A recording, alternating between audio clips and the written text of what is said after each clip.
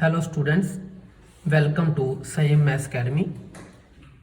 आज की वीडियो के अंदर हम पॉलिटेक्निक मैथ का जो फर्स्ट ईयर और फर्स्ट सेम का एग्ज़ाम होता है वो हम उसको आप सॉल्व करेंगे।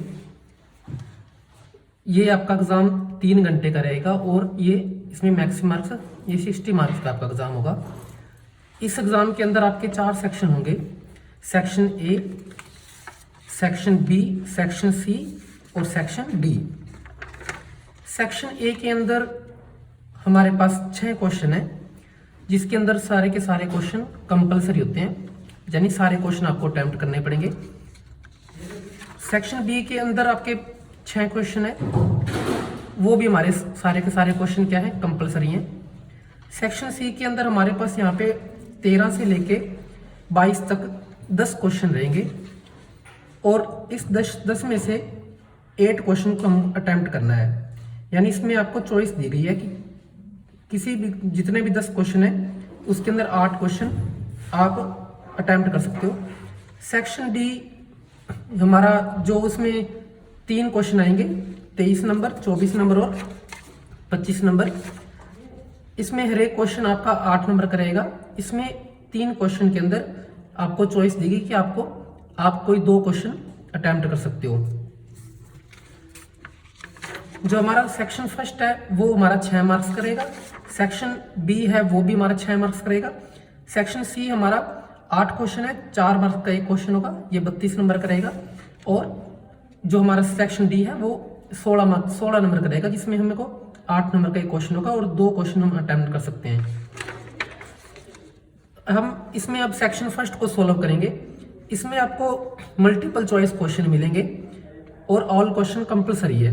इसमें फर्स्ट क्वेश्चन आपका क्या है, 2 matrix A m into N and B p into Q can be multiplied only when. इसमें हमको पूछ रखा है कि इनको हम ए और बी जो मैट्रिक्स हैं उनको हम मल्टीप्लाई कैसे कर सकते हैं। तो इसके फर्स्ट क्वेश्चन के अंदर देखेंगे हम, जैसे हमारे पास एक मैट्रिक्स है जिसमें m रोज है और n कॉलम है, और दूसरी हमारे पास b मैट्रिक्स है जिसमें p रोज है और q कॉलम है। तो इसमें हमें पूछा गया कि हम इसको मल्टीप्लाई कब कर सकते हैं। हम जानते हैं कि जो a और b मैट्रिक्स है उसमें मल्टीप्लाई करने के लिए हमारे पास जो फर्स्ट मैट्रिक्स का कॉलम है और सेकंड मैट्रिक्स का जो रो है वो दोनों इक्वल होने चाहिए। जैसे हम देखेंगे कि ये हमारे पास ए मैट्रिक्स कितने ऑर्डर की मैट्रिक्स है, ये हमारे पास इसमें हमारे पास 2 रो है और 3 कॉलम है।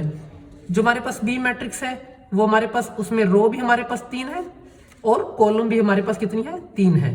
तो हम अब यहाँ पे देखेंगे कि जो फर्स्ट मैट्रिक्स का कॉलम है वो 3 है और जो सेकंड मैट्रिक्स है उसकी रो भी, उसमें कितने एलिमेंट है, 3 एलिमेंट है। तो हम इसकी मल्टीप्लाई तभी कर सकते हैं जब इसका एन और बी, ए मैट्रिक्स का कॉलम और बी मैट्रिक्स का जब रो के एलिमेंट इक्वल होंगे। तो इसका क्वेश्चन का आंसर क्या रहेगा, n is equal to p, यानी इसके अंदर n कॉलम और b रोज इसके एलिमेंट अगर सेम होंगे हम इसको तभी मल्टीप्लाई कर सकते हैं। इसमें सेकंड क्वेश्चन दिया गया, इसमें पूछ रखा है कि इसका डिग्री मेजर ऑफ π/4 c को रेडियन बोलते हैं। तो हमें रेडियन में वैल्यू दे रखी है और हमें इसका डिग्री मेजर निकालना है। हम जानते हैं कि π/4 जो c है उसको हमें रेडियन में लाने के लिए क्या करेंगे, हम डिग्री में लाने के लिए π/4 को हम 180/π से मल्टीप्लाई कर देंगे। तो पाई से पाई कैंसिल हो जाएगा और हम 4 को इससे कट करेंगे तो हमारे पास कितना आएगा, 45 डिग्री। तो हमारे पास π/4 रेडियन की वैल्यू अगर हम डिग्री में पूछे तो हमारे पास क्या हो जाएगी, 45 वैल्यू हो जाएगी। इस टेबल के अंदर हम देखेंगे कि हमारे पास ये ट्रिग्नोमेट्री रेशियो की टेबल दे रखी है जिसमें साइन, कोस, टैन, कोसिकेंट, सीकेंट और कोट की वैल्यूज दी हैं। इसमें हम पाई रेडियन में 180 डिग्री होते हैं, तो 90 को हम π/2 बोलेंगे, 60 को π/3 बोलेंगे, 45 को π/4 बोलेंगे और 30 को π/6 बोलेंगे। तो एग्जाम के अंदर हमें कोई भी वैल्यू पूछ सकता है। इसमें हमारे पास जो थर्ड क्वेश्चन हमारे पास क्या है, तो इसका सेकंड क्वेश्चन का आंसर क्या रहेगा, 45 डिग्री। थर्ड क्वेश्चन हमारे पास है कॉन्जुगेट ऑफ -1 प्लस आइटा। अब हमें क्या पूछ रखा है कि इसका कॉन्जुगेट बताना है। कॉन्जुगेट बताने के लिए हमें पता होना चाहिए कि अगर हमारे पास कोई जेड कॉम्प्लेक्स नंबर है a प्लस आइटा बी की फॉर्म में, यहाँ पे a होता है रियल पार्ट होता है और b इमेजिनरी पार्ट होता है, तो हमें इसका कॉन्जुगेट पूछ रखा है। तो कॉन्जुगेट क्या होता है, जेड का बार होता है। तो इसका कॉन्जुगेट करने के लिए हमें जो आयोटा है, आयोटा के साथ जो साथ साइन है उसको चेंज करना होता है। तो हमारे पास यहाँ पे क्या दिया हुआ है, हमारे पास क्वेश्चन के अंदर हमारे पास -1, हमारे पास -1 प्लस आइटा दिया है जेड। हमें इसका कॉन्जुगेट निकालना है। तो कॉन्जुगेट निकालने के लिए जेड का बार करेंगे तो हमें रियल पार्ट के आगे जो साइन है वो सेम साइन रहेगा, ओनली कॉन्जुगेट पार्ट के आगे वाला साइन चेंज हो जाएगा। तो इसका ऑप्शन क्या रहेगा, ऑप्शन फर्स्ट इसका करेक्ट आंसर रहेगा। अब हमें इसमें फोर्थ क्वेश्चन है, the number of terms in the expansion of x plus Y की पावर 10 है। ये बाइनोमियल थ्योरम, उसमें बाइनोमियल थ्योरम जो है उसके अंदर क्वेश्चन है। तो हमारे पास यहाँ पे जो n है, n हमारे पास 10 दिया है, तो इसमें नंबर ऑफ टर्म्स कितने होंगे, इसमें नंबर ऑफ टर्म्स हमारे पास 11 नंबर ऑफ टर्म्स रहेंगे।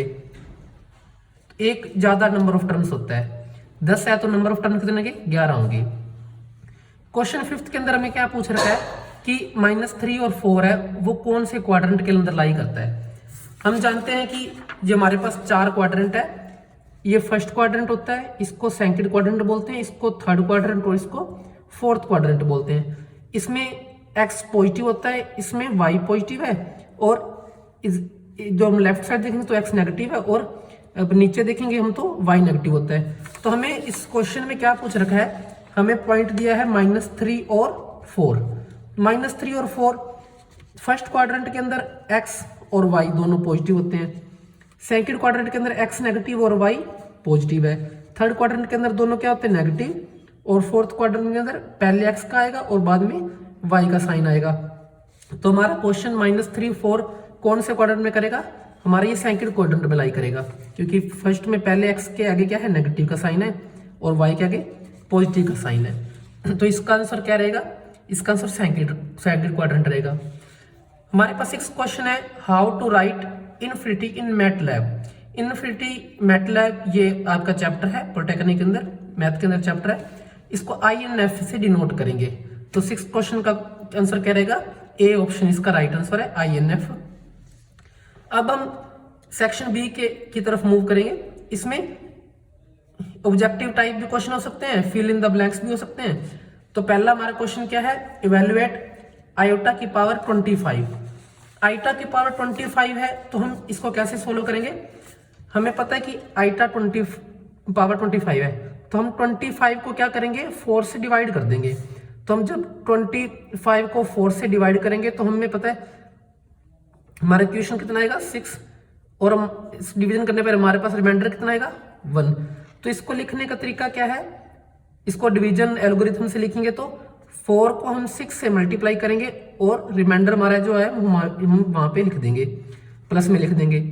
हम जानते हैं कि आयोटा 4 की पावर 6, और हम इसे क्या लिखते हैं, आयोटा की पावर 1। तो हम जानते हैं कि आयोटा 4, हमें पता है कि जो √-1 होता है उसकी वैल्यू क्या होती है, आयोटा, और आयोटा स्क्वायर की वैल्यू क्या आएगी, -1, आयोटा क्यूब की वैल्यू माइनस आयोटा, और आयोटा 4 की वैल्यू +1 होगी। तो हम यहाँ पे देखेंगे कि आयोटा 4 होता है हमारे पास प्लस का 1, उसकी पावर 6 इंटू में आयोटा, तो 1 की पावर 6 करेंगे तो हमारे पास 1 रहेगा, और आयोटा साथ में मल्टीप्लाई है, तो इसका फाइनल आंसर कितना आ जाएगा, आयोटा आ जाएगा। तो हमारे पास आयोटा 25 की वैल्यूज, हमारे पास आयोटा 25 की वैल्यू क्या रहेगी, हमारे पास आयोटा। अब हमें इसका 8th क्वेश्चन है, find the value of cos 300 degree. हम जानते हैं कि cos 300 डिग्री, cos 300 डिग्री को हम क्या लिखेंगे, cos 360 माइनस 60 डिग्री। अब हम देखेंगे कि cos 360 पे नो चेंज होता है, 180 और 360 पे कोई भी ट्रिग्नोमेट्री रेशियो है वो नो चेंज होता है, और इसमें इस cos 360 नो चेंज तो cos का cos आ जाएगा, और ये 60 है जो वो 60 यहीं पे आ जाएगा। अब हम देखेंगे कि क्वाड्रेंट देखेंगे कि 360 माइनस 60 करेंगे तो हमारे पास ये कौन से क्वाड्रेंट में आ जाएगा, हमारे पास 4th क्वाड्रेंट में आ जाएगा। हमारे पास यहाँ पे 0 डिग्री है, यहाँ पे 90 है, यहाँ पे 180 है, यहाँ पे 270 है और हम यहाँ पे 360 आ जाएंगे। अब हम देखेंगे कि 360 से कम वैल्यू है तो फोर्थ क्वाड्रेंट के अंदर, और फोर्थ क्वाड्रेंट के अंदर हम जानते हैं कि कोस क्या होता है, पॉजिटिव होता है। तो cos 60 की वैल्यू हमारे पास क्या हो जाएगी 1/2। तो हमारे पास जो क्वेश्चन 8th क्वेश्चन है उसका आंसर क्या आ जाएगा 1/2 आ जाएगा। हम 9th क्वेश्चन दे रखा है जिसमें हमें मैट्रिक्स दे रखी है 1, इसके एलिमेंट दे रखे हैं 1 0 और 0 1। ये किसका एग्जाम्पल है, ये पूछ रहा है कि इसमें कौन सी मैट्रिक्स है। तो हमारे पास ये किसका एग्जाम्पल है, हमारे पास यूनिट मैट्रिक्स का एग्जाम्पल है। यूनिट मैट्रिक्स को हम आइडेंटिटी मैट्रिक्स भी बोल सकते हैं। नेक्स्ट क्वेश्चन हमारे पास है 10th क्वेश्चन है, इसका मिड पॉइंट निकालना है। हमें दो ए और बी 2 पॉइंट दे रखे हैं, हमें इसका मिड पॉइंट निकालना है। हम जानते हैं कि मिड पॉइंट फॉर्मूला हमारे पास क्या होता है, मिड पॉइंट फॉर्मूला होता है x1 प्लस x2/2 और y1 प्लस y2/2। अब हम देखेंगे कि इसमें x1 हमारे पास 2 है, x2 हमारे पास 8 है, y1 हमारे पास 3 है और y2 हमारे पास 5 है। तो x1 हमारे पास 2 और 8 इसके डिवाइड में 2 करेंगे। y1 कितना है 3 है, y2 हमारे पास 5 है, तो इसको डिवाइड करेंगे तो 2 से डिवाइड करेंगे तो हमारे पास एक 10/2 और 8/2। अब हम इसे कट करेंगे तो यहाँ पे हमारे पास 5 आएगा और इसको कट करने पे हमारे पास 4 आ जाएगा। तो a और b का मिड पॉइंट हमारे पास क्या आएगा 5,4, जिसमें x की वैल्यू 5 है और y की वैल्यू क्या है 4 है। हम अब नेक्स्ट क्वेश्चन जो 11th है उसकी तरफ मूव करेंगे। इवेल्युएट डिटर्मिनेंट, इस डिटर्मिनेंट की वैल्यू पूछ रहा है। डिटर्मिनेंट की वैल्यू, तो इसमें क्या करेंगे, इसमें हम पहले 2 की 1 से मल्टीप्लाई करेंगे। 2 की 1 से मल्टीप्लाई करेंगे तो 2 1 जा 2 हो जाएगा और हमारे पास हमको पता है कि बीच में नेगेटिव का साइन है। तो अब हम 4 की -5 से मल्टीप्लाई करेंगे तो हमारे पास कितना आएगा -20। तो 2 + 20 हमारे पास वैल्यू 22। तो इस डिटर्मिनेंट की वैल्यू हमारे पास कितनी आ जाएगी 22 आ जाएगी। अब इस वीडियो के अंदर हम सेक्शन ए और सेक्शन बी को कंप्लीट किया है। हम जो नेक्स्ट वीडियो आएगी उसके अंदर हम सेक्शन सी को कंप्लीट करेंगे। अगर आपका कोई भी डाउट रहे तो वो आप कमेंट सेक्शन में टाइप कर सकते हैं और इसका सेकंड पार्ट देखने के लिए आप हमारे चैनल को जरूर सब्सक्राइब करें।